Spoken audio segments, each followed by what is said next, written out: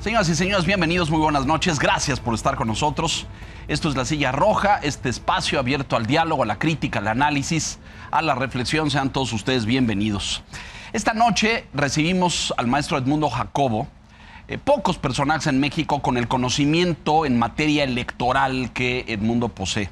Editorialista, analista político, con frecuencia panelista en el financiero Bloomberg, y nos da un enorme gusto recibirte, querido Edmundo. Muchas gracias. Muchas gracias a ti, Leonardo, por la invitación. Siempre un gusto platicar contigo. Muchísimas gracias. Más de 15 años en el INE, y luego en el IFE, y luego en el INE, ¿no es cierto? Como secretario general, hoy ya en la independencia de la construcción democrática en este país, ¿no? Así es. Hay que seguir en la construcción democrática, más en estos momentos en donde no pasa por los mejores circunstancias. Ciertamente. Hay muchos temas electorales, Edmundo querido, que preocupan. Hay una reforma, o se debate y se habla de una reforma electoral en ciernes, de intenciones del gobierno de intervenir, no solamente el instituto, su composición, su presupuesto, los órganos estatal, en fin, muchas cosas. Pero quisiera que empezáramos con este delicado tema de la revocación de mandato. La presidenta envió una iniciativa, el Ejecutivo envió una iniciativa para empatar, o para que la revocación que está prevista para febrero-marzo, corrígeme, del 28, pudiera empatarse a las elecciones que renuevan la Cámara de Diputados, muchos gobiernos de los estados, en el verano del 27. El argumento, dicen, es presupuestal, es decir, pues, para no gastar doble, aprovechamos la misma. Todo el despliegue que tú conoces de sobra porque tú lo diseñaste y lo hiciste, las casillas, las urnas, las mesas, los padrones, todas estas cosas, en vez de gastar doble, gastar en una sola cosa. 1, 2. Pero de fondo también subyace, me parece, una razón política, porque en unas elecciones donde se renueva la Cámara de Diputados y tantas gubernaturas, pues la presencia de la presidenta puede, pues, inclinar ahí la balanza, los ánimos y las simpatías.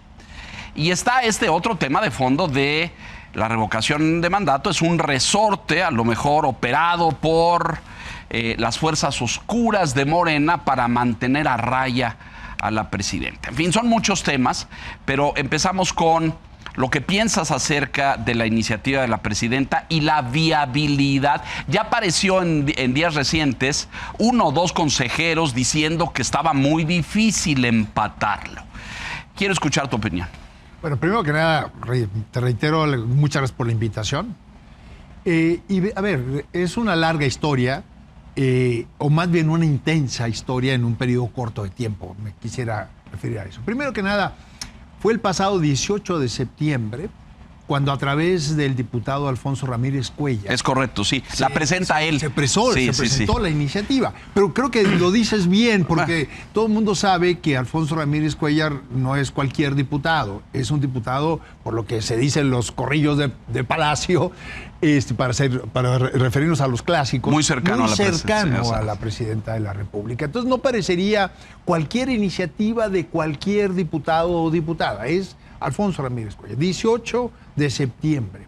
3 días antes, el 15, se había presentado la iniciativa de ley de amparo.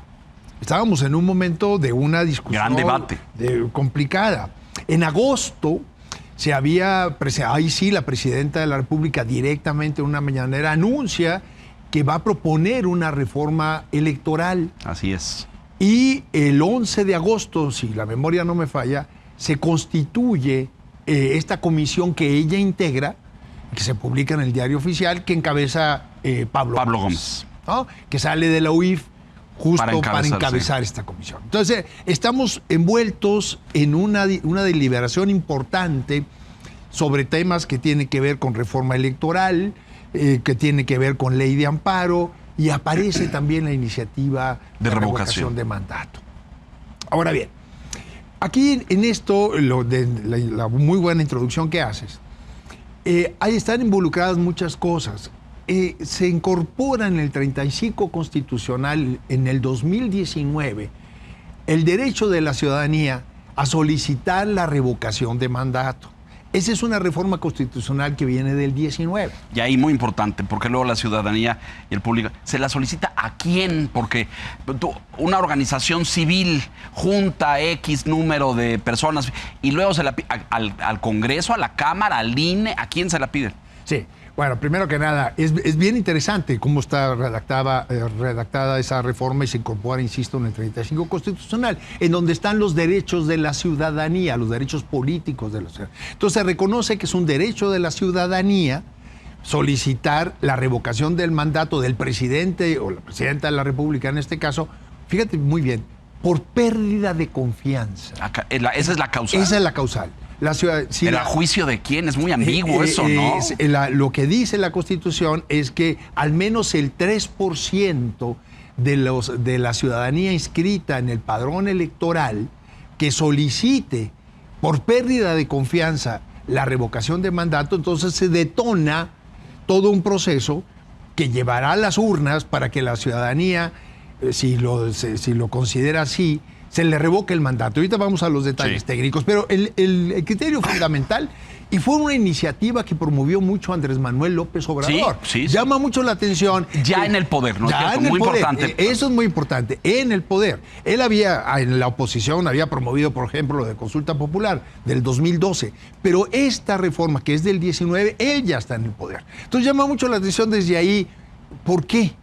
Porque una iniciativa de esta naturaleza debería venir desde la oposición. Claro. No desde quien ejerce el poder. Y desde el 19, y voy a referirme a eso para después llegar hasta acá, se dio una discusión muy importante cuando se estaba justamente elaborando en el Congreso todo esto, de cuándo hacer la revocación de mandato. La iniciativa de López Obrador era justamente empatar con las elecciones intermedias en aquel momento del 21, el ejercicio de revocación de mandato. Y ahí vino la reflexión de, oiga, no, espéreme. Usted va a estar en las boletas. Usted va a estar en las boletas. Usted quiere utilizar la figura de la presidencia de la República y hacer campaña a favor de continuar en su ejercicio y que no se le revoque el mandato que se le dio para de esa manera disfrazada influir en las elecciones intermedias. Que en las elecciones intermedias, para lo que hace efectos federales, es la renovación completa de la Cámara de Diputados. Así es. Entonces, y a través de eso influir en los procesos electorales locales, porque hay una gran cantidad de gobernadores involucrados en su renovación también, presidencias municipales, congresos locales, es decir, el país en su conjunto. Acuérdate que se fueron empatando las fechas. Convergencia, porque eran muy dispares.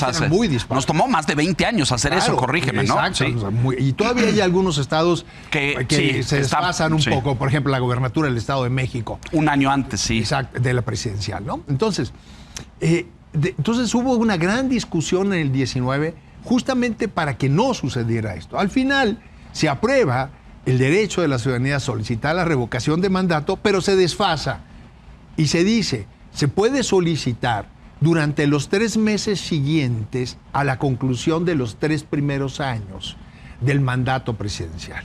Entonces, con esto necesariamente, como las elecciones intermedias son en el verano del tercer año, ya se desfasaba al siguiente. Es decir, el primer ejercicio de revocación de mandato se hizo, la jornada fue el 10 de abril del 2022.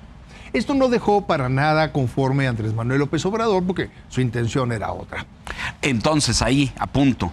Lo que estamos viendo ahora por parte del gobierno, de la presidenta y del diputado Ramírez Cuellar como su representante, es regresar a la iniciativa original de Andrés Manuel. Exactamente, aduciendo que, fíjate, el ahorro correspondiente. Porque también en la Constitución se dice con toda claridad, y voy a la parte operativa que tú me preguntabas, este ejercicio debe tener el despliegue de número de casillas equivalente a la elección previa. Y esto es a la elección intermedia. Entonces, la del 22 no se pudo hacer así porque al INE no se le dieron los recursos suficientes. Para hacerlo, claro. ¿Sí? Y entonces, ¿se hizo como con la mitad de casillas? Se hizo con un poquito menos de la mitad de las casillas que se habían utilizado en la elección intermedia del 21. Lo cual cuestiona la representatividad del ejercicio, ¿no? Es decir, porque... Exactamente, lo dices muy bien.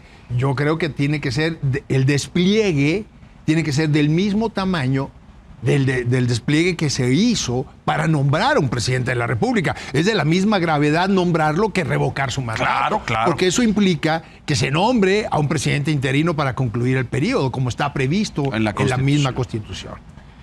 Por eso no es menor el asunto. E incluso hay una votación muy importante del Consejo General del INE en donde solicitan postergar el inicio del ejercicio porque no hay recursos para ello.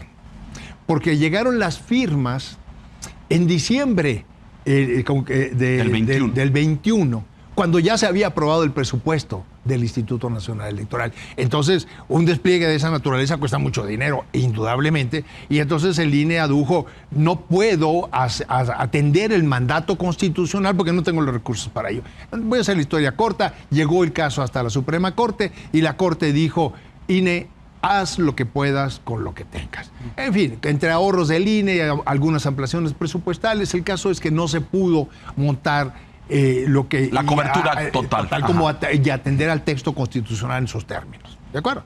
Y por cierto, nomás para cerrar el capítulo, en aquel momento quien representaba a Morena era el diputado Sergio Gutiérrez Luna, que al mismo tiempo era presidente de la Cámara de Diputados.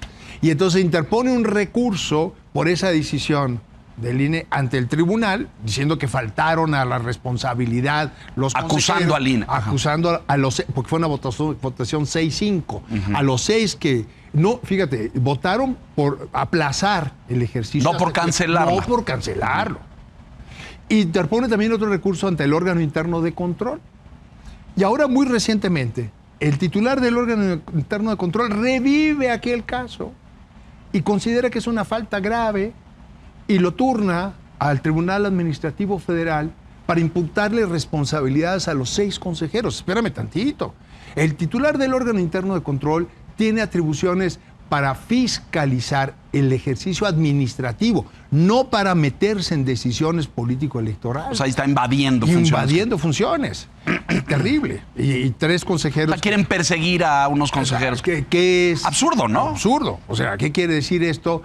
Es invadir la facultad constitucional que tienen los consejeros para tomar decisiones en esa materia a través de un órgano administrativo, lo cual me parece terrible. Y recientemente el Tribunal Electoral validó esa decisión del órgano interno de control. Bueno, esa es una derivada de aquella historia. Pero volvamos a lo que está pasando ahora. La iniciativa de Alfonso Ramírez Cuellar es volver otra vez a aquella discusión del 19 para que en lugar de que el ejercicio de revocación de mandato se haga en el 28, se empate al 27. Con la elección del 27. Eso en el fondo es... Arguyendo recursos solo. Arguyendo recursos. Pero hay muchas razones políticas de fondo, nuevamente, ¿no? Bueno, otra vez. Es lo mismo que se discutió con Andrés Manuel siendo presidente de la República, ahora con la doctora Sheinbaum. Va a utilizar todo el aparato del Estado para ella promover la continuidad y con eso influir en el proceso electoral. Ahora, hay una serie de cosas interesantes, porque esa iniciativa se presentó el 18 de septiembre. Y a Ramírez Cuellar prácticamente dijo, eso ya va a dictamen de comisión y nos vamos a pleno. Parecía rapidito, una express, cosa sí. Fast track. Sacarla rápido. Rapidísimo. Y han pasado ya más de 2 meses. ¿Qué ha pasado? ¿Por qué? Y recientemente... Bueno, vi a Ricardo Monreal, el coordinador de la bancada del PAN, que la puso un poquito como en el refrigerador, ¿no? Y dijo... Sí, es el pasado, si no me equivoco, el 10 de noviembre pasado, Ricardo Monreal hace una declaración diciendo, a ver, espérenme tantito, tenemos que hacer una reflexión cuidadosa al respecto de esta iniciativa, es muy importante, no hay prisa, no tenemos por qué desahogarlo en este periodo, e incluso anuncia que podría presentarse hasta el siguiente periodo de sesiones del Congreso, es decir, en febrero del próximo año. Entonces te llama la atención cómo se había presentado una iniciativa que parecía que tenía que correr muy rápidamente. Le metieron freno. Le metieron freno.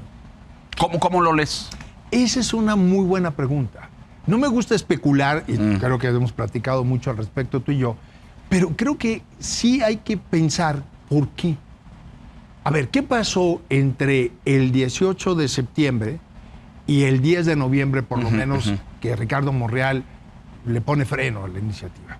E incluso después la presidenta de la República dice, yo me podría sujetar a una revocación de mandato, pero lo deja como un dicho en una conferencia mañanera, si no me equivoco. Para que el público entienda, y esto es muy importante, esa revocación de mandato no es obligatoria, sucede solo a petición expresa de sectores sociales, tú decías, el 3% del padrón. ¿Cuánto es eso? Vamos a cerrar números. Suponiendo que ahorita el padrón electoral que anda un poquito arriba de los 100 millones. Sí. Vamos a cerrarlo en 100 millones. Eso implicaría que al menos 3 millones de ciudadanos quisieran hacer la revocación. Y para esto tienen 3 meses después, dice la Constitución, de las elecciones de medio término. Determinado el periodo del medio sexenio, sexenio. Exactamente. Eso quiere decir que a finales del 27, como están ahorita las cosas, se tendrían que levantar las firmas para que el ejercicio se hiciera en el 28. Si procediera la reforma que propone Ramírez Cuellar, esto se corre un año antes. Entonces tú tendrías a la doctora Sheinbaum o a los promoventes haciendo campaña desde finales del 26, ya en pleno proceso de las elecciones intermedias del 27. Entonces, no solamente es el periodo que le correspondería para estar en las boletas y demás, sino arrancaría su exhibición pública para estos efectos. Gira, campaña. Es decir, a ver, pero fíjate, para los que nos escuchan, Edmundo, parecería que todo este recurso de la revocación de mandato se lo inventó Andrés Manuel López Obrador para hacer campaña y para empujar el posicionamiento, la popularidad o la aceptación de su partido. ¿Estoy exagerando? No, yo creo que no exageras. Bueno, primero una cuestión de principio. A mí no me gusta la idea de la revocación de mandato, en general. Sí. Propóngala quien la proponga. Yo creo que no ayuda a la institucionalidad democrática. La hace inestable. No, a ver, alguien ganó en las urnas por un periodo determinado. Y la Constitución dice, claro, que lo cumpla. Si no lo cumple, vendrá la siguiente elección y la ciudadanía, en el ejercicio de su voto libre y secreto, castigará o confirmará el buen ejercicio de gobierno. Yo creo que esas son las reglas de la democracia. Y también, por esto es muy importante en la democracia que haya equilibrio de poderes. Si un ejecutivo no está haciendo las cosas bien, no lo revocas a la mitad del camino. Le pones cotos y controles en el Congreso, en el Poder Legislativo y en el Poder Judicial. Estamos en un momento en donde eso se perdió. Se perdió. Pero en una verdadera democracia, los controles constitucionales son tales que efectivamente no se concentra el poder en una instancia, sino se divide, y eso permite que haya equilibrios, y esto permite incluso que no haya excesos de un lado. Y al siguiente periodo electoral, entonces la ciudadanía vuelve a tener la facultad por eso te digo, yo no creo que la revocación de mandato sea una buena idea. No, hagamos un país democrático, donde la elección y el libre ejercicio de tu derecho como ciudadano se cumpla cabalmente. Fíjate qué interesante, porque el argumento que usan los que están hoy en el gobierno y los que integran Morena es justamente a la inversa. Es decir, dicen, es mucho más democrático volver a ratificar al mandatario a medio término, a medio camino, para ver si lo ha hecho bien, si el ejercicio de su función ha sido aceptada por la ciudadanía y si aprueban que siga. Hay un argumento tramposo ahí, ¿no? Porque yo creo que sí. Yo prefiero una sociedad plenamente democrática, con equilibrio de poderes, con ejercicio libre del voto, a un ejercicio de esta naturaleza, en donde la experiencia internacional te dice que entonces está el electo en turno, está siempre sujeto a, si se le revoca controles. Pero a controles extraconstitucionales, aunque sea por la vía, digamos, democrática. Electoral. Si hay un exceso que lleva a que quien está en la presidencia de la República, vamos a poner ese caso, ¿no?, de traición a la patria o ejercicio de un crimen, ahí sí debe haber una intervención porque obviamente excede cualquier facultad que pudiera tener. Pero si se trata de problemas de una mala administración, debe haber estos otros controles, instituciones autónomas, equilibrio de poderes, etcétera, etcétera, etcétera. Entonces, la figura en sí misma de revocación de mandato, para mí, no es una buena idea, no es una idea democrática en el sentido estricto. Hagamos una sociedad, instituciones democráticas. ¿Qué va a pasar con esta iniciativa? Ahora, vamos a eso. Porque ya escuché voces de consejeros hoy, vigentes. No, me cuesta hoy trabajo hablar de independientes, ¿no? En la Corte, en el Congreso, incluso en el INE, ¿no? Por el poder de colonización que ha tenido Morena en tantos órganos y en tantos poderes de la República. Pero algunos que no se les pudiera calificar como simpatizantes de Morena o sometidos por Morena, que dicen, oiga, es muy difícil hacer esto de moverla del 28 al 27 y empatarla. Tendrían que hacerse muchos procesos. ¿Tú qué dices? No, yo creo que tienen toda la razón. Ya, sí, olvídate de la revocación de mandato. La pura elección del 27 es terriblemente compleja. ¿Por qué? En términos ¿Por qué? logísticos y operativos. Tú tienes una elección federal para la renovación de la Cámara de Diputados, los 300 mayoría relativa y los 200 plurinominales. Tienes elección de 17 gobernadores. Tienes elecciones de 30 congresos en los estados. Solamente 2 estados no renuevan su congreso local. Tienes elecciones en 30 estados para renovación de presidencias municipales. Y luego, además, que esto ya se hacía antes, no es ninguna novedad, y se hizo ahora ya en casilla única, etcétera, etcétera. Ahora tienes elección de jueces. La mitad de los jueces federales que no fueron electos en esta primera, van ahora. Pasado. Es decir, enormemente compleja. Y luego tienes elecciones de jueces locales para aquellos estados que no eligieron el pasado 1 de junio y luego estados como el Estado de México que eligieron solamente a la mitad, como en el caso federal. Entonces, y además, para estos efectos, como está prevista la ley, vamos a ver qué viene de la reforma electoral en curso, esta otra elección de jueces no se hace en la misma casilla, sino en otra casilla distinta. Entonces, el ciudadano el mismo día tendría que ir a un lado y al otro. Esa experiencia ya la vivimos este año, en las elecciones en Durango y en las elecciones en Veracruz. ¿Y qué pasó? Menos de la mitad de la gente que fue a votar por sus presidentes municipales ya no fue. Ya más de la mitad ya no fue. Voy a una, no a las dos. dos. Voy a una, no a las dos. Entonces, se inhibe muchísimo la participación para los otros efectos. Obviamente la gente va a votar por lo que le es más cercano, pues el presidente municipal. Claro, no un juez cuando que no sabe. se entiende ni siquiera qué hace un juez, cuáles son sus atribuciones. Entonces, eso es terrible. Ahora métele la complejidad de una boleta más. Que sería la de revocación de mandato. Eso podría haber lugares en donde el ciudadano va a necesitar un portafolio para llevar 14 o más boletas en una mampara y empezar a llenarlo. Si tuvimos la crítica de este año de los acordeones y se quiso justificar y llegó así en la mayoría del tribunal. No, y ahora veo que a los que sancionaron hasta les están quitando las sanciones. ¿La sanción se le quitó?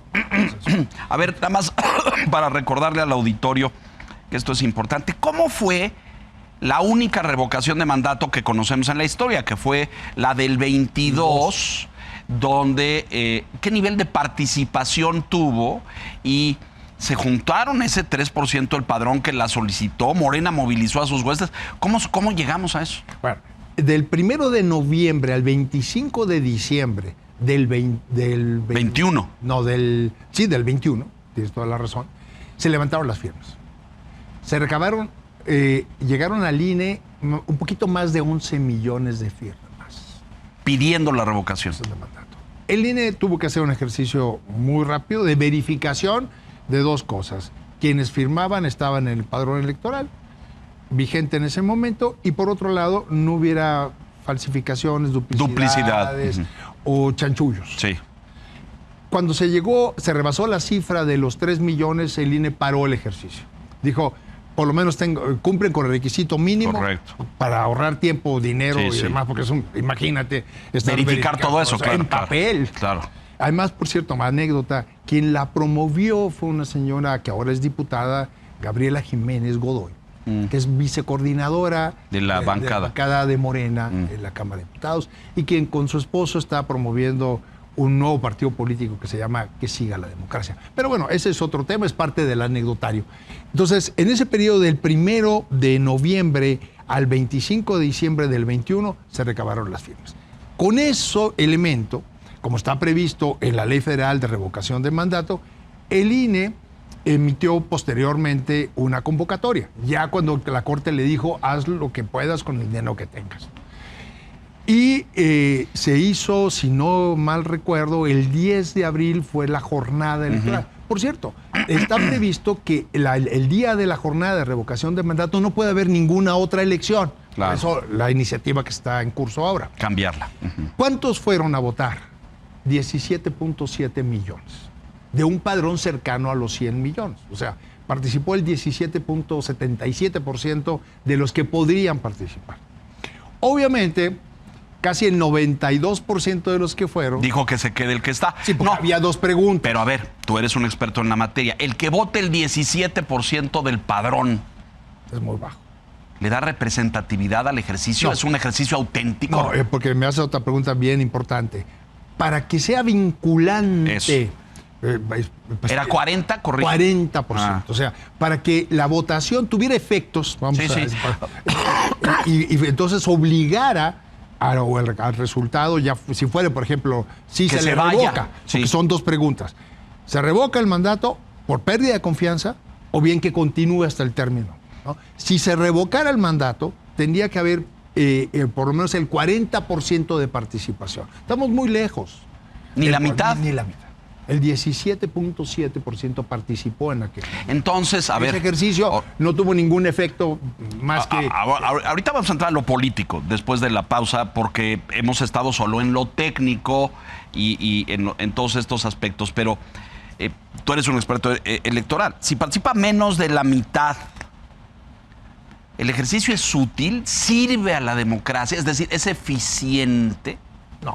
No. ¿Para qué lo hacemos entonces? No, a ver, la revocación, entonces puede decirse muchas cosas. No hay interés ciudadano para el ejercicio. Sí. Si hubiera un verdadero interés, la participación sería distinta. Lo mismo pasó junio pasado con la elección del Poder Judicial, donde solamente fueron las urnas el 13%, incluso más bajo todavía. Claro, una ciudadanía que no entiende a quién voy a elegir, no conozco a nadie, qué funciones tienen. O sea, no se visten de elecciones democráticas y el país más democrático del mundo, porque hasta elegimos jueces, cuando la participación es del 13%. Es decir, ¿qué quiere decir eso, Leonardo? Que a la ciudadanía no le importa. Que no es un interés ciudadano. Es en todo caso un interés de quien está ejerciendo el poder, que es una cosa distinta. O partidista o del... En fin, lo que sea. A ver, porque aquí hay otro tema.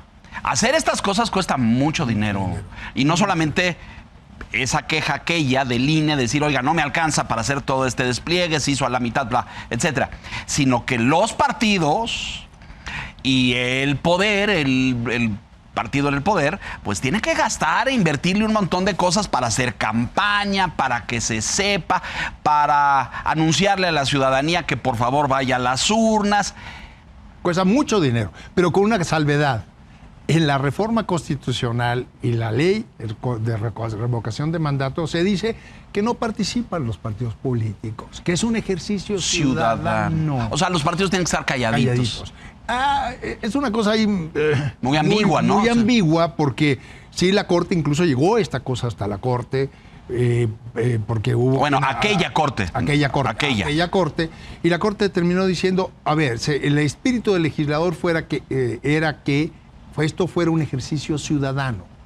Si los partidos se meten al mismo, distorsionan el carácter ciudadano. Entonces los partidos pueden opinar, pero no pueden patrocinar, no pueden hacer campaña alrededor de esto. Obviamente no puede financiar. Es más, nadie puede comprar espacios en radio y televisión. Eso solamente es facultad del INE. El único que puede promover el ejercicio es el INE y tiene que ser neutral. Y el INE tiene que organizar al menos 2 foros de discusión a favor y en contra, y nadie más se puede meter. La ciudadanía puede hacerlo, pero no puede comprar espacios en radio y televisión y demás. Y los partidos... Pero el INE sí. El INE puede hacer campaña, decir, va a haber revocación de mandato, vayan a las urnas, etcétera, etcétera. Y se suspende la propaganda gubernamental en ese periodo, los tiempos oficiales pasan al INE, como es en cualquier otro. Bueno, luego se criticó que Andrés Manuel no estuvo calladito como la Constitución se lo mandata, ¿no? Que no, nunca. Nunca. Nunca. No en ese momento, a lo largo de estos 6 años, nunca. Y ahora está sospechosamente callado, pero yo creo que sigue hablando, pero de otra manera. En fin, entonces es un ejercicio terriblemente complejo, porque además el INE, de todo eso, tendría que estar organizando, además de los foros y debates para la Cámara de Diputados, los foros y debates para la revocación de mandato, promoviendo, además de la participación para las elecciones intermedias, lo que tiene que ver con revocación de mandato. Y además con esta ambigüedad de sí participan los partidos, pero no participan, estar persiguiendo en los diferentes foros, entonces hasta no solamente administrativamente, logísticamente es complejo, sino políticamente cómo paras estos ejercicios. No, o dónde pintas la raya. Los partidos están haciendo campaña para el Congreso, la Cámara de Diputados, las gubernaturas, las presidencias municipales, activamente, y los jueces. Pero también el mismo día quieren poner la revocación del mandato, pero ahí no puedo hablar, no puedo decir nada. A lo largo de la campaña, ni modo, habrá quien diga, aprovechando... Pues ya de una vez, ¿no? Ahí te encargo la otra. Es decir, no, yo quiero ser diputado, o yo quiero ser presidente municipal y apoyo a la presidenta en que turno. Se quede la presidenta. O no, al revés. O al revés, los diputados de oposición. Pues, claro. Parte de mi... Entonces, ¿cómo arbitrar todo esto? Entonces, aparte del costo económico, logístico, operativo, para la propia ciudadanía entender esta complejidad y las decisiones que tienen que tomar como ciudadano, aparte el litigio político es enorme. Claro. Entonces, esto es democracia. Perdón, no. Yo he insistido muchísimo en que una de las grandes reformas electorales que tiene que hacerse en este país es desregular las leyes electorales. Se ha vuelto una cosa complejísima. Ser candidato a algo es contar con un ejército de abogados al lado. ¿Qué puedes hacer? ¿Qué no puedes hacer? ¿Cuándo lo puedes hacer? ¿No? ¿Qué puedes decir? ¿Qué no puedes decir? Claro. Sí, para ustedes como comunicadores. Sí, bueno, muchos vetos y muchas vedas y muchas cosas. Déjanos hacer una pausa. Todo esto que usted ha escuchado ha sido solo la discusión técnica en la voz del experto. Ahora vamos a lo político, porque aquí también pues, hay muchas intenciones, ¿no? Muchas. Estamos en la silla roja, Edmundo Jacobo, volvemos enseguida.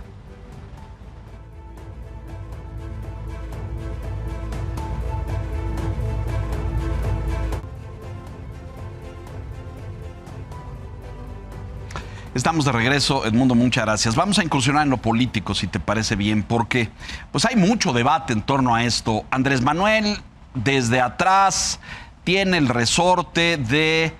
Y si el gobierno o el curso o la administración de Claudia no es plenamente de su agrado, tiene el recurso de la revocación para pues, tener ahí como una palanca, como un calambre de decir, no te salgas, no te creas muy libre y muy independiente porque todavía tengo este recurso. Eso está en la mesa del debate político, esa es una.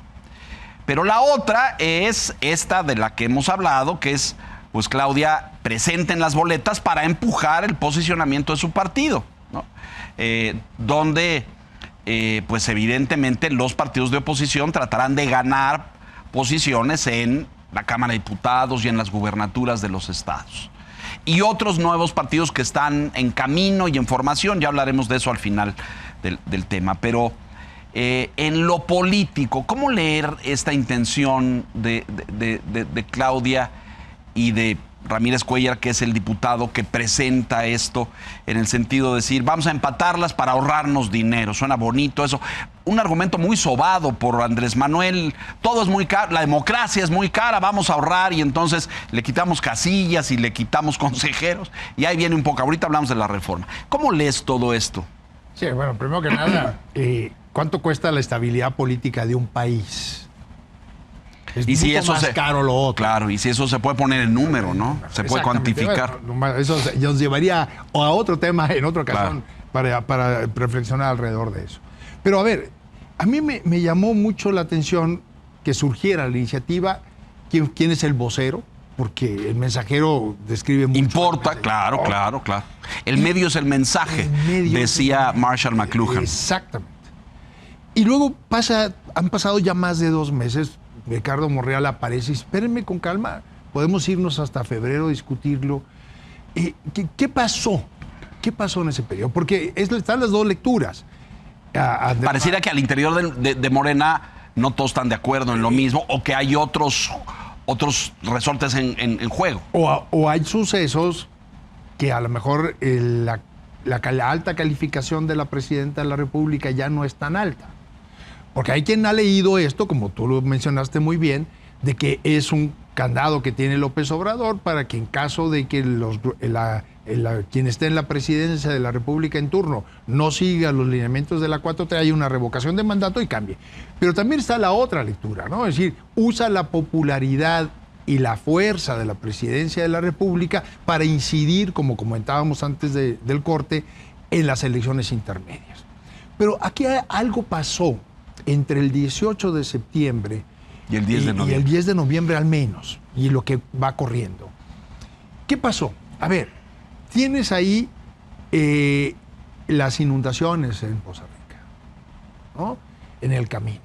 Tienes ahí el 1 de noviembre y el asesinato de Carlos Manso. Manso en Uruapan. En Uruapan. Y antes del asesinato de Carlos Manso, una serie de asesinatos, incluso del líder de los limoneros. Sí, claro, de personalidades importantes de los pueblos de autodefensa. O sea, hay una secuela de cosas. Tienes también a transportistas, bloqueando carreteras y autopistas. Y productores de productos agrícolas en las carreteras. Y luego las marchas. Y luego las marchas. El sábado 15 de noviembre, la marcha importante en el Zócalo y en Guadalajara, en Monterrey y en otros lados. O sea, hay un clima distinto en donde, no quiero tampoco especular demasiado, pero en donde a lo mejor la hipótesis de que la popularidad de la presidenta de la República va a jalar con su sello a las elecciones intermedias ante este o sello, al revés. Al revés. Y entonces, bueno, hay un clima de descontento, eso es innegable. Digo, la retórica del gobierno lo niega y lo rechaza continuamente, y yo considero eficiente a Omar García Harfuch en el sentido de que están funcionando sus estrategias y han bajado el índice criminal, en fin, todo eso a debate, porque hay muchos expertos que dicen que es absolutamente cosmético. Se vive un clima de inseguridad en el país que el gobierno niega y rechaza. Exacto. Pero hay inconformidad, eso es indudable, ¿no? Sí, esa marcha, por ejemplo, el sábado 15 de noviembre, esa marcha al Zócalo, la presidenta de la República está en Campeche, sí, en un municipio, y dice, aquí me puedo transitar con libertad. Y ese mismo día, en ese mismo municipio, asesinan a una síndico del ayuntamiento. Y el domingo siguiente, a escasos días que se había anunciado el Plan Michoacán después del asesinato de Carlos Manso, se toman todas las carreteras de Michoacán, violentamente por el crimen organizado, donde parecería es un reto. Desafío abierto al Estado. Tú y tus soldaditos, pero nosotros controlamos el territorio. Y luego, con todo lo que ha venido saliendo a colación en relación a la colusión de ejército, armada, policía, Guardia Nacional, en el entramado del crimen organizado y en particular del huachicol. Entonces, están sucediendo muchas cosas en el país que, no, te insisto, no quiero especular, yo no estoy en ese cuarto. No, ni estás en el cuarto de seguridad, ni ves los reportes, claro. Ni es mi área de expertise, ni nada que se le parezca. Algo me tocó vivir al organizar elecciones al respecto, pero nada que yo tenga autoridad y elementos para juzgarlo. Pero yo creo que sí están sucediendo cosas que los frenaron un poco para decir, a ver, vamos a esperarnos un poco antes de dar ese paso, porque las garantías que pensaba López Obrador ante su popularidad en la presidencia de la República en su tiempo, tal vez no sean las mismas. Y vamos a dejar correr un poco todo esto antes de dar un paso en esa dirección, porque puede ser contraproducente. Entonces yo parto de lo que comentábamos antes. Primero, la figura de revocación de mandato a mí no me gusta. Es una aberración. Una aberración.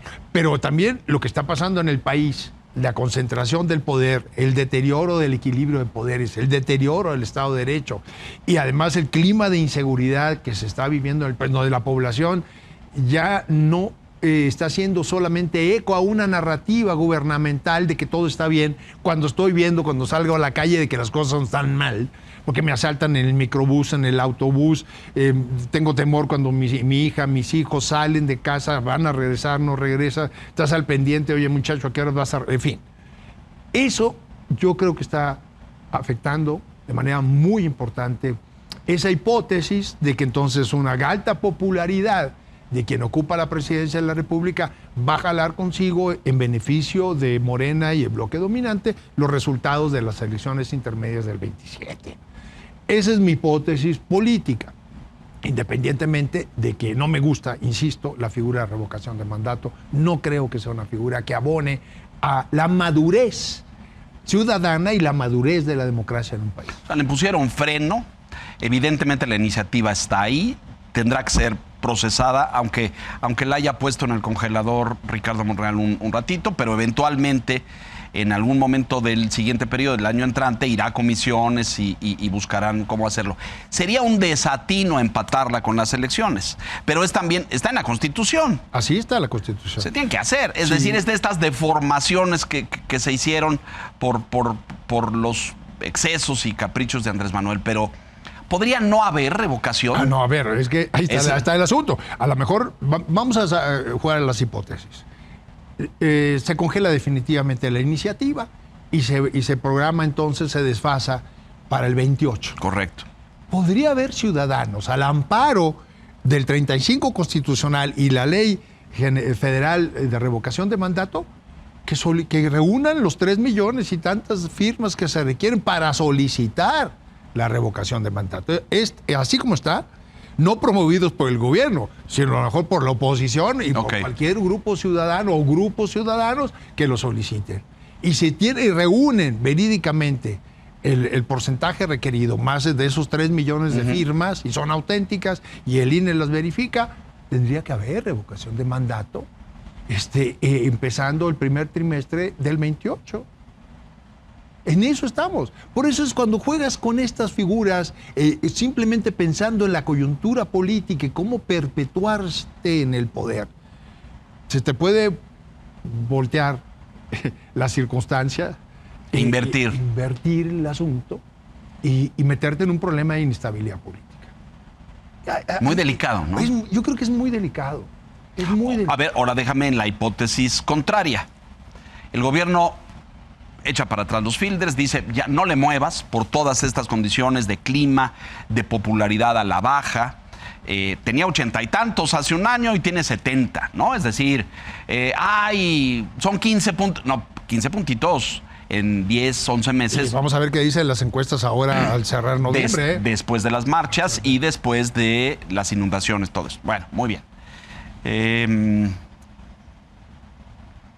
Pero el gobierno decide, ya no le muevan, vamos a dejarlo ahí. La revocación no es obligatoria, ¿no? No, esa solicitud. Esa petición expresa de un grupo. Exacto. Ok, bueno, el gobierno no activa ninguno de sus mecanismos para que suceda y en la oposición, la que tenemos, la del PRI, la del PAN, desdibujada, a lo mejor concentrados más en fortalecer sus partidos y otras cosas, tampoco le mueven, no se juntan los 3 millones. No tendría que haber. No. Y serviría también en ese escenario hipotético a los propios intereses del gobierno. Así es. Bueno, sí. Eso pudiera... Ese es otro escenario. Ok. Tenemos 3 escenarios. Procede la reforma y la empatan con el 27. Segundo escenario, se quedan las cosas como está. Hay grupos ciudadanos que la promueven, no llegan al umbral requerido. De los 3 millones. Entonces no pasa nada. Pero, ¿qué tal si sí? ¿Qué tal si entonces, se juntan los 3 millones de firmas auténticas, no operados por el gobierno, sino por organizaciones civiles? ¿Qué tendrías en el 28 después de las elecciones del 27? Otra vez el juego maniqueo de los buenos y los malos. Ir a una revocación de mandato en donde quienes están con la presidenta de la República y quienes no. Y entonces sigues polarizando al país. Entonces sigues jugando con el humor público, que es una cosa bien delicada. Y empiezas a calentar la elección del 30. Claro. Entonces muy vas temprano, a tener un periodo largo de 2 años de esta polarización. Efervescencia política, muy desgastante, por cierto. La presidenta sigue insistiendo, Edmundo, en esto de bienvenida a la inversión y bienvenidos los capitales y el Plan México, lo vemos todos los días, pero platico con los empresarios, con las cámaras industriales, y cuando tú ves las cifras de inversión, bueno, la pública se derrumbó, se cayó, 30% menos de inversión pública, solamente para que usted lo sepa, pero la privada está igualmente en el piso. Y este clima, me parece, el mundo, no solamente la aprobación de la ley de amparo que echó para atrás la confianza y la certidumbre de los inversionistas, pero es muy difícil que la gente que quiere echar a andar negocios en México, inversionistas nacionales, extranjeros, en este clima de efervescencia política, se anime, ¿no? Mira, ya lo estamos viendo, las cifras económicas te hablan de que efectivamente la inversión, no solamente la pública, la privada, y la inversión extranjera parece que crecería un poco, pero no compensa, como bien decía Enrique Quintana recientemente, porque la inversión extranjera representa el 15% del total de la inversión en el país. Entonces, ese pequeño crecimiento no compensa la otra caída. Entonces, y luego tienes en puerta la negociación del tratado... Del TEMEC, claro, claro.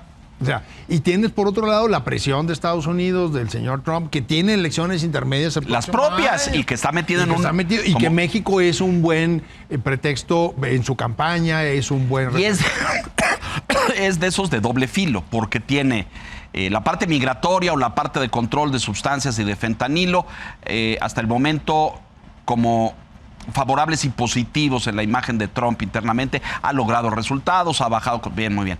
Pero luego tiene este discurso insistente de el ataque a los cárteles, la desactivación de los cárteles, la presidenta de este lado hablando de la no intervención, de los no operativos, etcétera, etcétera. Es de doble filo, eso a él le puede cortar de forma muy negativa en las urnas. Porque estás agitando políticamente al país, polarizando.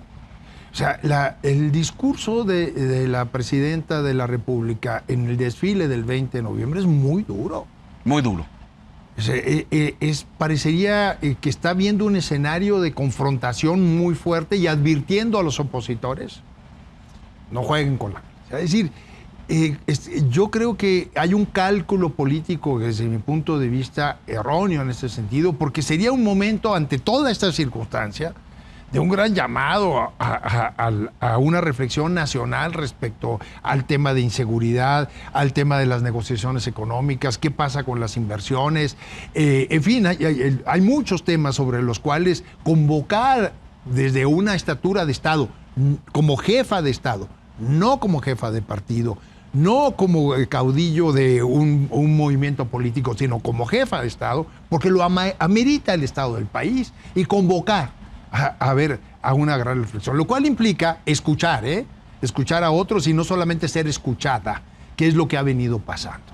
Entonces a mí me parece que la verdad es un momento de atizarle muchas cosas, y jugar con el humor público ante estas circunstancias me parece lo más delicado. Y empezamos a correr desde ahora ya las elecciones del 30 con todo este tipo de cosas. Cuidado. No. Cualquier país civilizado requiere cierta estabilidad, cierto respeto a las reglas institucionales, equilibrios de poderes, escuchar a los distintos, generar estos momentos de encuentro en donde hay que platicar y hay que acordar. Y eso significa no solamente acuerda lo que yo digo, sino vamos a poner sobre la mesa diferentes. Pero te confieso, terriblemente escéptico en esto, Edmundo, porque lo que veo ha sido un partido dominante con una serie de aliados que trata de imponer su visión, que no dialoga. Andrés Manuel jamás en 6 años en el poder se reunió con partidos de oposición, nunca. Y Claudia va en la misma ruta y en el mismo sentido, es decir, es mi visión del país. Aquí no dialogamos, ustedes no importan, no existen, y todos los males que suceden son culpa de la oposición. Y ahora se habla de la derecha internacional, ¿no? Quiero ver si Milei en Argentina y Meloni en Italia y Trump en Washington confabularon para las marchas que vimos hace algunas semanas. Y pues perdón, pero... No, yo de acuerdo contigo. Yo también soy escéptico por ese conjunto de datos que estás poniendo sobre la mesa. Pero permíteme pensar que tenemos que como país, como ciudadanía, pensar que el país puede ser distinto en algún momento. Ahorita no se ven las Sí, cosas. no se ve. Estoy de no se acuerdo ve. contigo. No, pero- Porque justamente lo que han demostrado estos últimos 7 años es justamente lo contrario. Y por eso copar políticamente al Poder Legislativo, al Poder Judicial, desaparecer órganos autónomos, ahí están las consecuencias.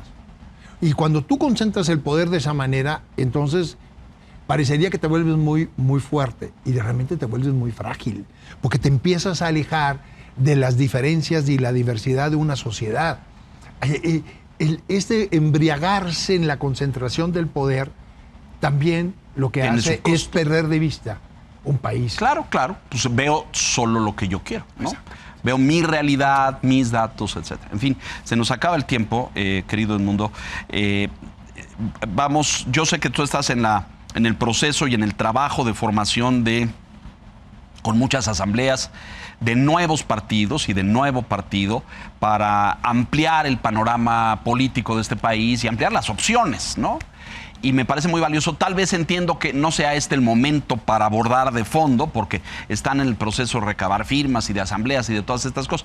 Pero te convoco desde ahora a que cuando ese proceso esté maduro, nos volvamos a sentar aquí para hablar de cómo está el panorama y qué nuevas opciones tendrá la ciudadanía. ¿Te parece? Me parece muy bien, con muchísimo gusto siempre. Bienvenido como siempre, querido Edmundo. Muchas gracias. Y a usted que nos hace el favor y la gentileza de escucharnos, esto es La Silla Roja, el maestro Edmundo Jacobo, con esta visión del momento político que vive el país y de pues las velitas encendidas a lo mejor que podremos tener en un escenario futuro. Aquí puntualmente La Silla Roja la semana entrante. Hasta entonces, gracias. Buenas noches.